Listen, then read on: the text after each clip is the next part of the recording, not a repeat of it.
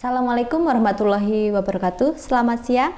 Selamat datang peserta didik baru SMK Negeri 1 Sapuran tahun pelajaran 2021-2022. Perkenalkan, nama saya Tri Muflifah. Di sini saya akan menemani Pak Nuri Atmoko untuk membahas materi tentang pengembangan budaya lokal. Ya, mari langsung saja ke Pak Nuri ya. Pak Nuri, apa sih budaya lokal itu? Nah ini menarik sekali ya. Oke, saya buka. Ini dalam kondisi dan protokol kesehatan ya, kita sudah vaksin dan sebagainya, sudah melalui tahap-tahap. Jadi ini saya lepas dulu. Sebelumnya perkenalkan, nama saya Nuri Atmoko. Di SMK Sapuran saya mengampu mata pelajaran seni budaya. Jadi ya paslah dengan topik kali ini. Tadi pertanyaan apa sih itu budaya ya? Iya. Oh, oke. Budaya itu sendiri itu adalah cara hidup manusia.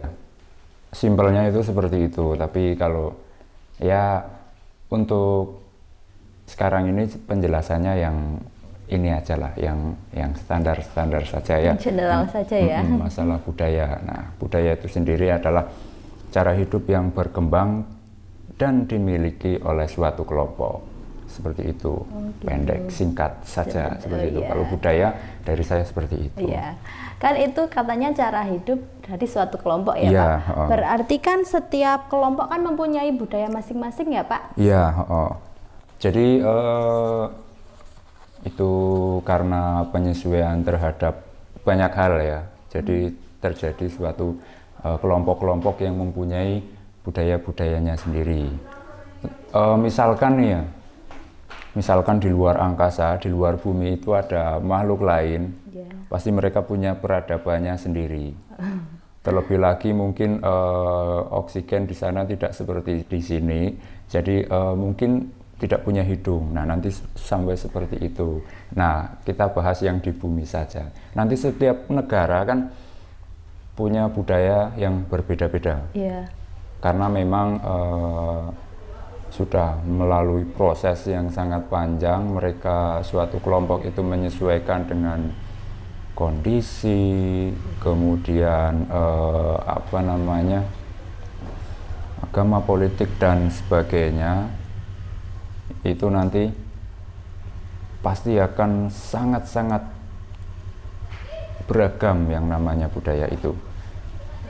Dari antar negara itu nanti beda, kemudian di dalam negara Indonesia kita ini, di dalamnya ada ribuan pulau ya. Iya. Itu nanti dipecah lagi, kemudian dalam satu pulau sajalah kita bahas di Pulau Jawa. Kita memiliki budaya atau kebudayaan yang berbeda-beda. Itu tergantung dari, ya itu tadi, karena itu adalah suatu cara hidup manusia dan itu terus berkembang. Berarti ya menyesuaikan dengan kondisi sekitar, nanti prosesnya seperti itu. Iya. Kondisi lokal sekitar juga iya, Pak? Wah ya, itu sangat-sangat mempengaruhi ya.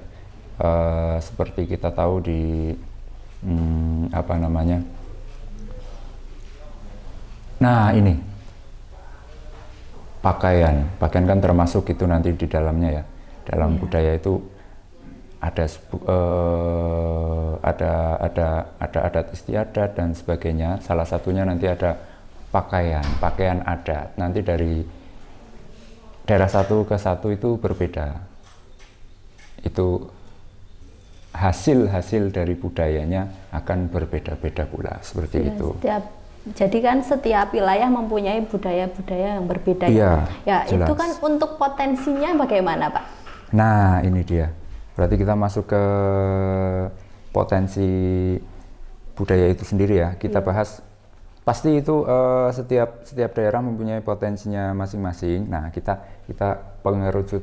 mengerucutkan topik ini ke daerah sekitar sini gimana. Nah, jadi budaya itu kan nanti ada tradisional, ada juga yang berkembang modern. Nah, seperti itu. itu juga bagian dari cara hidup manusia. Kalau yang tradisional itu kan dari dulu diwariskan ke generasi, Cara turun temurun nah, gitu ya. cara turun-temurun, tapi dengan prinsip yang dari awal memang seperti itu. Ada pakem-pakemnya, tradisional. Misalkan tari tradisional, itu pakemnya seperti ini, musiknya seperti ini. Apakah bisa diganti dengan musik disco? Nah, nanti kan itu tidak bisa karena ada pakem-pakemnya sendiri. Nah, kembali lagi ke potensi budaya lokal. Setiap daerah pasti punya potensinya masing-masing. Budaya itu sendiri kan nanti ada apa namanya? Ada kesenian, ada pertanian, sektor pertanian. Jangan lupa bahwa ini adalah budaya. Terus kemudian ada kerajinan. Iya, itu yang banyak sekarang ya Pak. Nah itu dia, ada kerajinan, terus kemudian ada tempat pariwisata juga. Nah biasanya keunggulan tersendiri kalau daerah itu punya sektor pariwisata yang kuat. Nah di situ pula biasanya akan sangat menguntungkan, kesempatannya lebih besar untuk membuat sebuah apa namanya, untuk menggali potensi-potensi dari daerah tersebut. Misalkan kita ambil saja di Dieng. Di sana ada sektor pariwisata yang menurut saya itu sangat kuat ya. Dieng itu sangat kuat. Bukan di situ memang terdapat sebuah pariwisata. Nah, nanti di dalam pariwisata tersebut nanti misalkan kita bisa apa sih, kerajinan apa sih yang berkaitan dengan tempat tersebut, dan itu kan bisa digali menjadi potensi, misalkan souvenir. Nah seperti itu. Jadi menurut saya sih seperti itu. Nah kalau untuk makanan Pak? Makanan, terlebih lagi makanan Iya. Wonosobo khususnya. Iya. Wonosobo Utara, Wonosobo Selatan pasti punya masing-masing ya. Iya, kekuatannya masing-masing. Makanan akan sangat beragam ya. Nah itu malah langsung berhubungan dengan iklim sekitar. Misalkan di daerah yang agak ke bawah biasanya itu cenderung banyak kelapa. Itu nanti banyak makanan dari bahan baku kelapa. Nah, biasanya seperti itu. Kemudian nanti kalau di yang agak naik ke gunung, itu kan banyak sayur-sayuran dan sebagainya. Nah, itu juga termasuk dari potensi juga. Seperti kan itu. Kita nih kaula muda ya Pak. Ya. Bagaimana sih cara kita untuk mengembangkan, menggali potensi di wilayah sekitarnya? Nah, khususnya untuk para muda-mudi ini ya, biasanya yang muda-muda yang berkreasi, Ya, biasanya mereka, muda berkreasi. Biasanya ide-ide yang sangat kreatif, sangat brilian, dan biasanya bisa menembus pakem-pakem yang sudah ada. Itu tidak masalah karena itu bentuk dari kreativitas menurut saya. Ya di era zaman sekarang ya, apa-apa ya, internet sudah semakin dekat, kita bisa melihat berbagai macam hal sudah dipermudah. Ini adalah kesempatan bagi yang muda-muda ini untuk berkreasi. Kita bisa melihat referensi dari manapun dengan kecanggihan sarana sekarang yang ini ya. Untuk anak muda, kita bisa melihat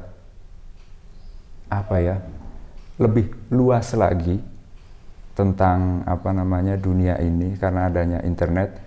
Tapi ada hal yang penting, jangan takut untuk mencoba. Potensi sekitar apa?